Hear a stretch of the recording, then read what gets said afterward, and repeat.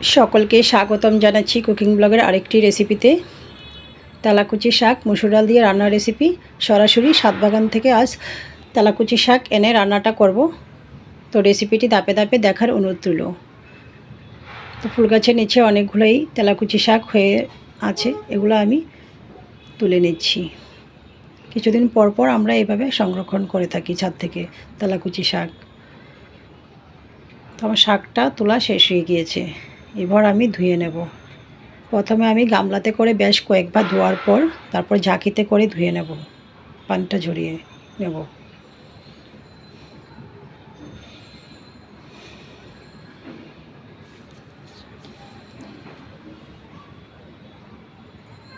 শাকটা ধোয়া হয়ে গিয়েছে, এবার কুচি করে কেটে নেব।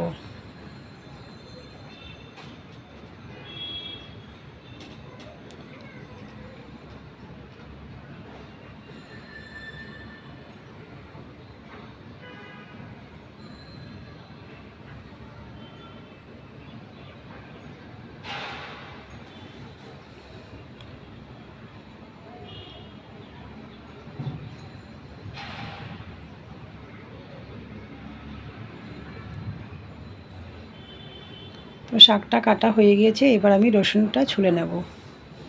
তো শাকটা একদম ফ্রেশ ছিল, নরমও ছিল।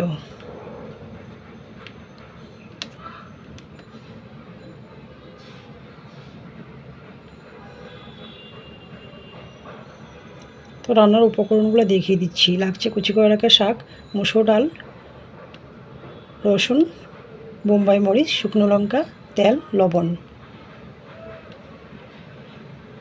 মূল রান্নায় চলে আসি। চুলাটা অন করে একটি পাত্র বসিয়ে দিয়েছি। পাত্রতে দিয়ে দিয়েছি পরিমাণ মতো জল, মসুর ডাল ধুয়ে নেওয়া।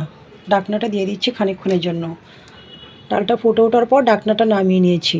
চামচের সাহায্যে ডালের ফেনাটা ফেলে দিচ্ছি।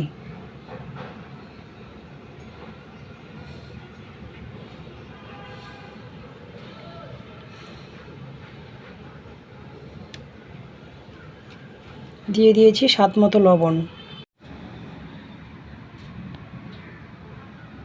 ডালটা 70% সিদ্ধ হয়ে গিয়েছে, এই পর্যায়ে আমি অ্যাড করে দিচ্ছি পরিমাণ মতো হলুদ গুঁড়া,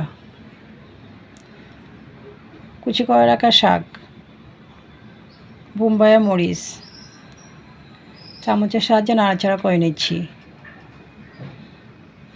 তো ফিরে আসছি 7 থেকে 8 মিনিট পর। শাকটা সিদ্ধ হয়ে গিয়েছে, নামিয়ে নিয়েছি। চুলায় আরেকটি পাত্র বসিয়ে দিয়েছি, পরিমাণ মতো তেল দিয়েছি, 2টো লঙ্কা দিয়েছি, শুকনো লঙ্কা।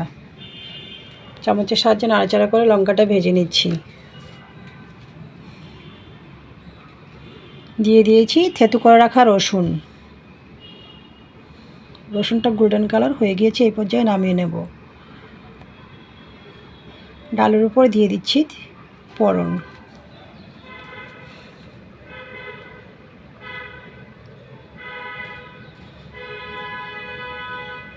তো ডালটা নাড়াচাড়া করে মিনিট খানেকের জন্য ঢাকনাটা দিয়ে দেব। চুলার আঁচটাও বন্ধ করে দিয়েছি। তো আমার ডাল রান্নাটা রেডি হয়ে গিয়েছে।